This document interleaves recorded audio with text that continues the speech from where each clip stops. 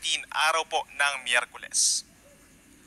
Kasalukuyan pa rin pong nasa may kalupaan ng Northern Luzon ang bagyong Mirasol at huli itong namataan kaninang alas 4 ng hapon sa vicinity ng bayan ng Kabugao sa may Apayao. Taglay ang hangin na 55 km per hour pa rin malapit sa kanyang gitna at may pagbukso na hanggang 90 km per hour at kumikilos northwestward or hilagang kanluran sa bilis na 20 km per hour.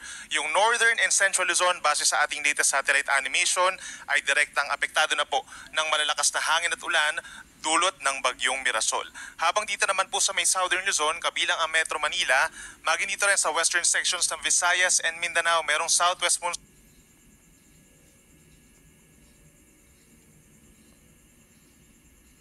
Visayas and Mindanao, merong southwest monsoon or hanging habagat na unti-unting pinalalakas ng bagyo. So asahan po ang makulimlim pa rin na panahon simula ngayong hapon hanggang bukas ng madaling araw sa Metro Manila, Calabarzon, Bicol Region, Mimaropa, maging dito rin po sa Western Visayas, pababa ng Negros Island Region and Zamboanga Peninsula.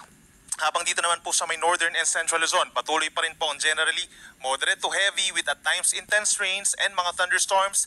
Mag-ingat pa rin sa banta ng mga pagbaha at pagguho ng lupa.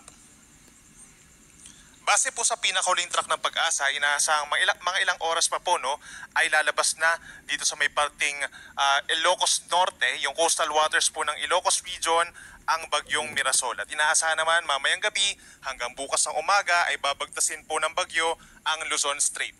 Nandiyan yung chance na maging isang tropical storm na o unti-unting lalakas na itong si bagyong Mirasol at lalabas naman ang ating Philippine Area of Responsibility ang bagyo bukas ng umaga papunta po dito sa may Southern China.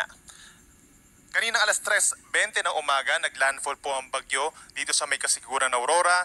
Afterwards, binagtas ang Northern Aurora at malaking bahagi ng Northern Luzon. Kung mapapansin din natin, meron tayong lawak or radius na around 200 kilometers po. Layo nung sentro, papunta doon sa outer part ng bagyo. So kahit sabihin po natin na mamayang gabi ay nandito sa coastal waters ng Ilocos Norte ang bagyong Mirasol, affected pa rin po ng malakas na hangin at ulan ang ilang bahagi po ng Ilocos Region, northern portion ng Cordillera at Cagayan Province. So make sure pa rin po na updated tayo sa ating mga bulletins plus advisories and heavy rainfall warnings.